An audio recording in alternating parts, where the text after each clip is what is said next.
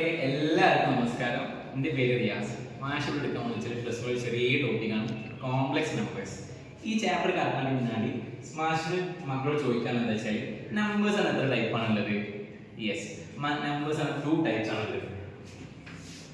2 ടൈപ്പിലുള്ള നമ്പേഴ്സ് മക്കൾ കാണാൻ കഴിയും. ഒന്നെന്താ വെച്ചാൽ റിയൽ നമ്പേഴ്സ്, രണ്ടാമത് ഇമാജിനറി നമ്പേഴ്സ്.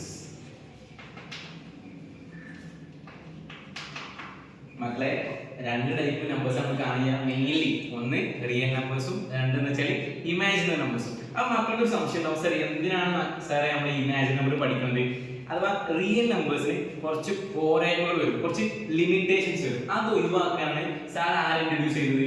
ഇമാജിനറി നമ്പറിനെ ഇൻട്രൊഡ്യൂസ് ചെയ്തത്. അപ്പൊ മക്കൾക്ക് ഡൗട്ട് ആവും, സാറേ എവിടെയാണ് ഈ റിയൽ നമ്പേഴ്സിന് ഈ പ്രശ്നം വരുന്നത് അല്ലേ? അത് സാർ പറഞ്ഞുതരാം. ഒരു x² + 1 = 0 ഒരു ക്വാഡ്രാറ്റിക് ഇക്വേഷൻ ആവശ്യമാണ്. ഒരു ക്വാഡ്രാറ്റിക് ഇക്വേഷൻ ആണ്. സാറേ എന്തുകൊണ്ടാണ് സാർ ഇതൊരു ക്വാഡ്രാറ്റിക് ഇക്വേഷൻ ആയത്?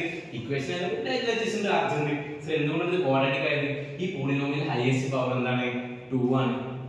അപ്പോൾ സിംപ്ലി ഒരു ക്വാഡ്രാറ്റിക് ഇക്വേഷൻ ആവശ്യമാണ്. x² + 1 = 0. അപ്പോൾ സാർ ചോദിക്കാണ് +1 ആവശ്യമാകുമ്പോൾ എന്താവും? x² = -1.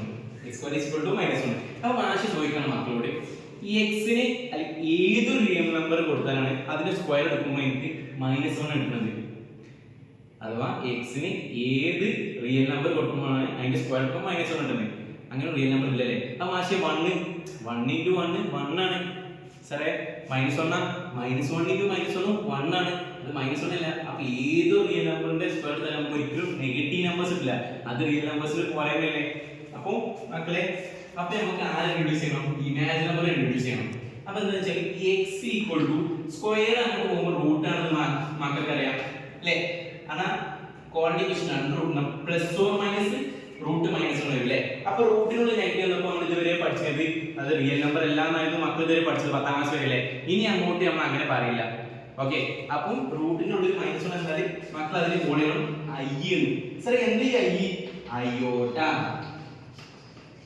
i എന്താണ്? അയോട്ട. റൂട്ട് -1 എന്താണ് മക്കളെ? അയോട്ട. ഓക്കെ ആണോ? അപ്പൊ മാഷിന് ക്വസ്റ്റ്യനോട് ചോദിക്കാൻ മക്കളോട് ഈ x² + 16 = 0. അപ്പൊ +16 അങ്ങോട്ട് പോകുമ്പോൾ -16. Very good. അപ്പൊ x² = -16. Very good, very good. അപ്പൊ x² അങ്ങോട്ട് പോകുമ്പോൾ റൂട്ട് -16. ഒരു ക്വാഡ്രാറ്റിക് ഇക്വേഷൻ ആകുമ്പോൾ 2 റൂട്ട് ഒന്ന് +or- മാഷ് വരുന്നത്. ഓക്കെ ആണോ? അപ്പൊ റൂട്ട് -16 മാഷ് നമുക്ക് എങ്ങനെ എഴുതാം? √16 × -1 ഇവിടെ 16 × -1 എന്താ നമുക്കറിയാം മക്കളെ? -16 ആണ് അറിയാം. ചോദിച്ചിട്ടെ റൂട്ട് ab എന്ന് പറഞ്ഞാൽ മക്കൾക്കറിയാം root ab = root a × root b ആണ്. നമുക്ക് സ്പ്ലിറ്റ് ചെയ്യാം. അപ്പൊ √16 × √−1. √16 എന്താ മക്കളെ? 4. +or- മാഷിപ്പോൾ എഴുതുന്നില്ലാന്നുള്ളൂ. അപ്പൊ √16 4. √−1 എന്താ മക്കളെ? അയോട്ട. അപ്പൊ 4i എന്ന് മാഷ് ചെയ്താണ്. അപ്പൊ x² = -16. ഏത് നമ്പറിന്റെ സ്ക്വയർ എടുത്താലും -16 എന്ന് സാർ ചോദിക്കുകയാണെങ്കിൽ ഇനി മുതൽ മക്കൾ എന്ത് പറയണം? 4i. 4i ന്റെ സ്ക്വയർ ആണ് എന്ത് മക്കളെ? -16. അപ്പൊ ഇനിയാണ് മക്കള് കോംപ്ലക്സ് നമ്പർക്ക് വരുന്നത്. ഇപ്പൊ മക്കൾക്ക് ഒരു ഐഡിയ കിട്ടി എന്താണ് അയോട്ട എന്ന് അല്ലെ? അപ്പൊ മാഷ് പറയുന്നത് കോംപ്ലക്സ് നമ്പർ എന്നാൽ നമ്പേഴ്സ് സെറ്റ് വെച്ചാണ് മാഷ് ആ നമ്പറിനെ നോട്ട് ചെയ്യുന്നത്. കോംപ്ലക്സ് നമ്പർ എന്ന മാഷ് നോട്ട് ചെയ്യുന്നത് എന്താ വെച്ചാൽ z, capital letter z = a + ib. a + ib എന്താ സാറേ? a b. ഓക്കെ, ഒന്നുമില്ല മക്കളെ, ഈ ഫോമിൽ നമ്പേഴ്സിനെ വിളിക്കുന്ന പേരാണ് മക്കളെ കോംപ്ലക്സ് നമ്പർ. എന്താണ് മക്കൾ ഡൗട്ട് ഇല്ലേ? സാർ പറഞ്ഞുതരാം. ഈ എയും അതേപോലെ ബിയും എവിടുന്ന് വരും? റിയൽ നമ്പേഴ്സ് വരും. എയും ബി എന്ത് നമ്പേഴ്സ് ആണ് മക്കളെ? Real numbers. റിയൽ നമ്പേഴ്സ് മക്കൾക്ക് അറിയാം ഏതൊക്കെയാണ്? നാച്ചുറൽ നമ്പർ ആവാം, ഹോൾ നമ്പർ ആവാം, ഇന്റിജേഴ്സ് ആവാം, റാഷണൽ നമ്പർ ആവാം, ഇറാഷണൽ നമ്പർ ആവാം, ഏത് നമ്പറും ആവാം. എയും ബി ഒരു പ്രശ്നവുമില്ല.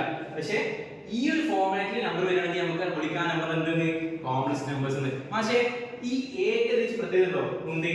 എ ബിയും റിയൽ നമ്പേഴ്സ് ആണ്. പക്ഷെ നമ്മൾ എനെ മാത്രം വിളിക്കുന്ന പേരാണെങ്കിൽ real part of this complex number, real part of z.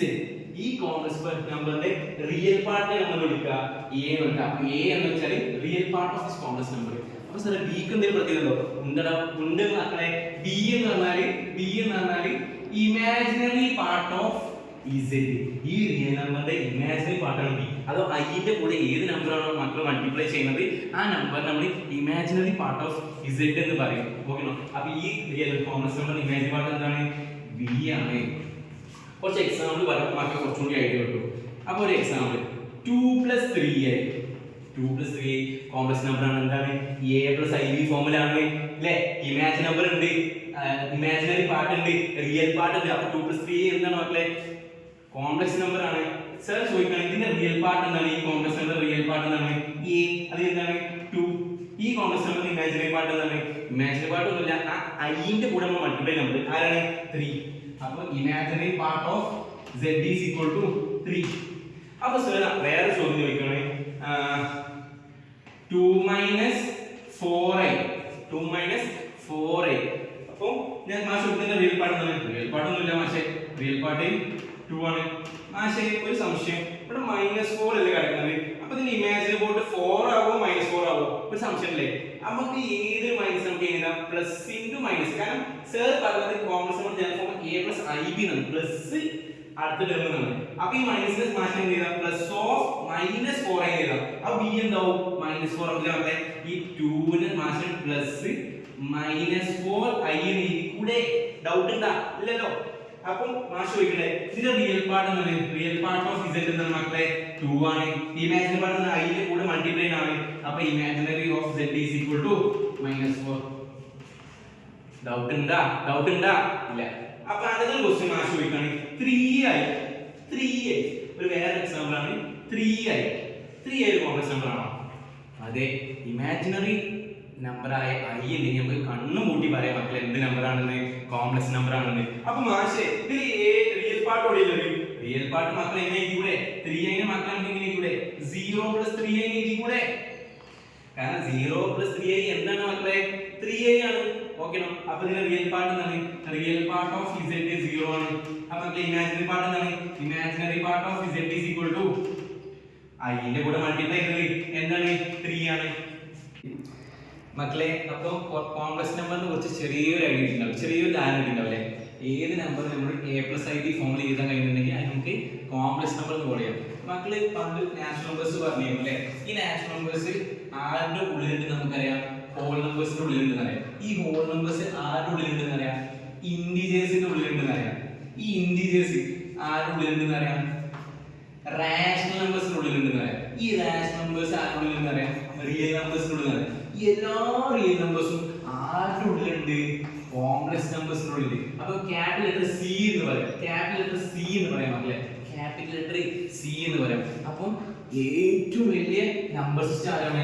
Complex numbers ആണ്. ഈ കോംപ്ലക്സ് നമ്പറിന്റെ ഉള്ളിൽ റിയൽ നമ്പേഴ്സ് ഉണ്ട്, അതിനുള്ളിൽ റാഷണൽ എല്ലാവരും ഉണ്ട്. അപ്പൊ റിയൽ നമ്പേഴ്സിനാണെങ്കിൽ വലിയ നമ്പർ സിസ്റ്റം ആണ് ഇത് കോംപ്ലക്സ് നമ്പേഴ്സ്. അല്ലെങ്കിൽ റിയൽ നമ്പേഴ്സിനാണെങ്കിൽ വലിയ നമ്പേഴ്സ് ആണ് ഇത് കോംപ്ലക്സ് നമ്പേഴ്സ്.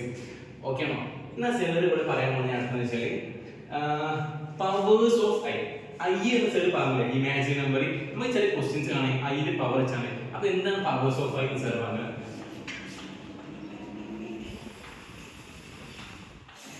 നമ്മളിപ്പോ പഠിച്ചില്ല മക്കളെ i is equal to √-1, i is equal to √-1 അല്ലേ?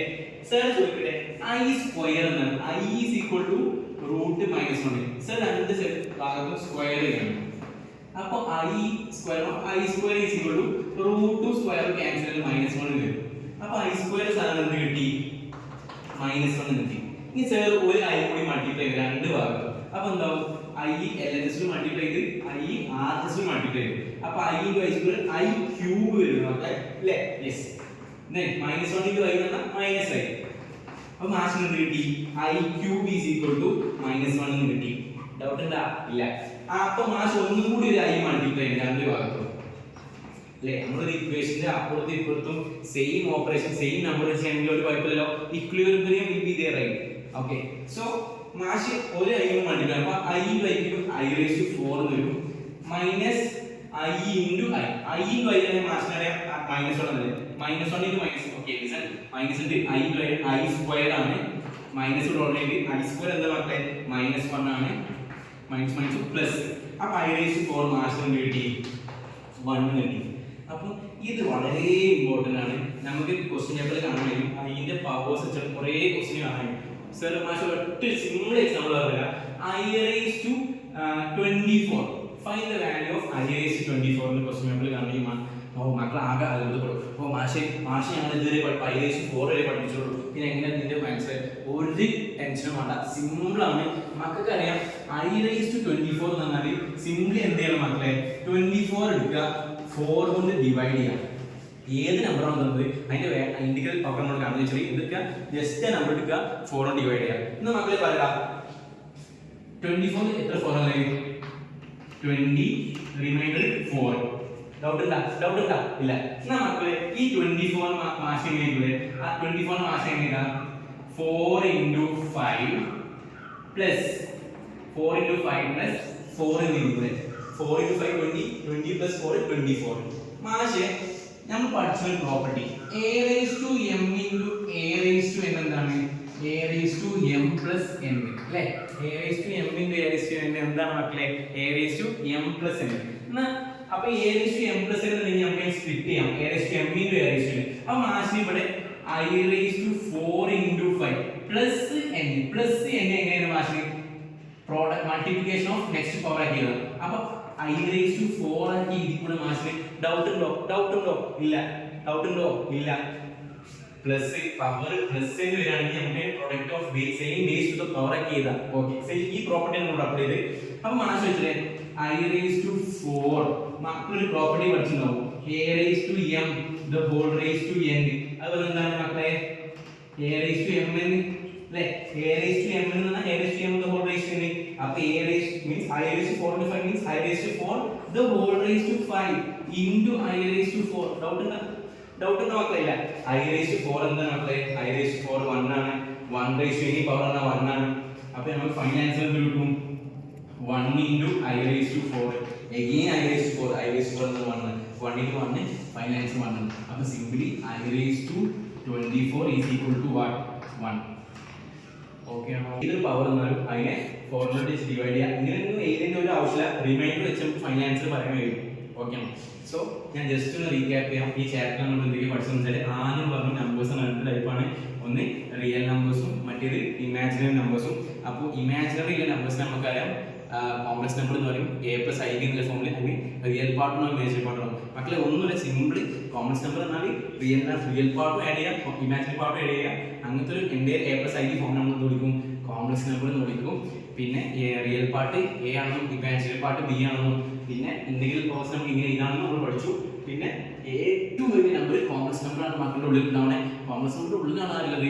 Real numbers. ഇനിയും ഒരുപാട് ടോപ്പിക് ഉണ്ട് ഇതിൽ. കാർട്ടീഷ്യൻ പ്ലെയിൻ നമ്മൾ റിയൽ നമ്പേഴ്സ് പഠിച്ചിരുന്നു. അതുപോലെ ഇതിലൊരു പ്ലെയിൻ ഉണ്ട് അർഗാൻ പ്ലെയിൻ. പിന്നെ amplitude, modulus of A complex number, conjugate of A complex number, ഒരുപാട് ടോപ്പിക്സ് ഉണ്ട്. മാഷി ഇത്രയും പറഞ്ഞുകൊണ്ട് ടോപ്പിക് ഇവിടെ നിർത്തുകയാണ്. Thank you.